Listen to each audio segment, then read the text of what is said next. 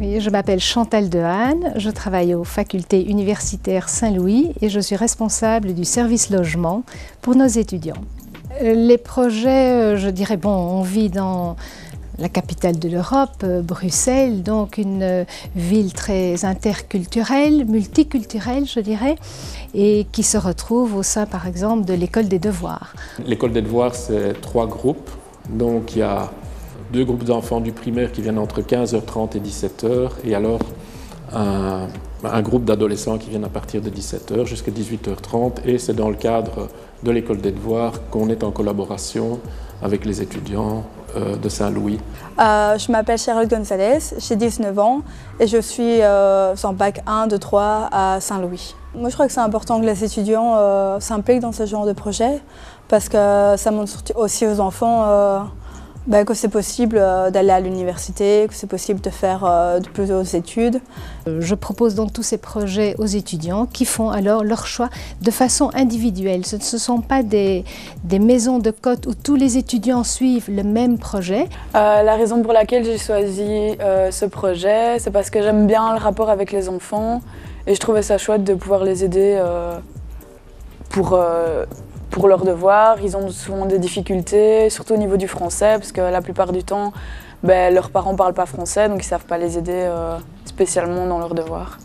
Et puis pour nous, c'est aussi chouette parce que finalement, ça nous montre autre chose que la vie qu'on a à l'université. Souvent, c'est beaucoup d'allers-retours entre le COT et l'UNIF, et finalement, on ne voit pas grand-chose du reste de Bruxelles. Donc un étudiant qui souscrit à un projet social s'engage pour une année académique complète.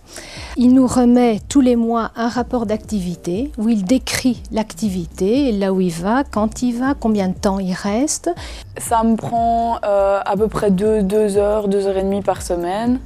Et franchement, c'est pas énorme, c'est pas grand-chose. Et ça va vite, on ne se rend pas compte, mais ça va vite. Le fait d'avoir une réduction de loyer, c'est vrai que ça m'a aussi motivée à choisir un projet. Et c'est vrai qu'à la clé, il y a une allocation de 50 € qui est versée sur le compte de l'étudiant, alors à la fin du mois où ils ont presté. Je m'appelle Pierre Dandumont, je suis bénévole à l'école de devoirs et je m'occupe des enfants depuis maintenant beaucoup d'années. Donc c'est le nombre d'enfants qu'on accueille qui a nécessité de bénévoles supplémentaires. Alors Saint-Louis est venu depuis ces 3 ou 4 ans, des choses comme ça maintenant, qu'on a été de ce côté-là.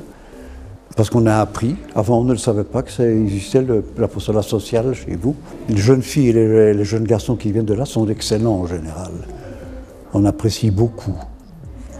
Je m'appelle Anne Guisset, j'ai 21 ans, je suis une ancienne étudiante des facultés Saint-Louis et pour le moment je suis en première année de master en sciences politiques à l'UCL. Quand je rencontre des gens qui ne connaissent pas spécialement le milieu des quotas projets, j'hésite pas à en parler super positivement parce que je trouve que, notamment dans les quotas projets, mais aussi dans les projets de Saint-Louis, l'offre est super étendue. Donc on trouve vraiment de quoi répondre à nos attentes, à nos centres d'intérêt, à nos hobbies. Que celui qui veut s'engager quelques heures, surtout que Saint-Louis, quand même, c'est pas très loin d'ici, un élève de Saint-Louis qui veut s'engager chez nous à l'école des devoirs et rendre service peut-être à des enfants comme les nôtres, ou à l'école de natation, je crois qu'il, bon, d'une part, il fera quelque chose qui est utile, mais en même temps, je pense qu'il en retirera pas mal aussi. J'aimerais que ce côté choix personnel de projet social continue le plus longtemps possible. Parce que je crois que pour l'avenir de Bruxelles et même l'avenir de nos jeunes, il est important de donner un peu de son temps.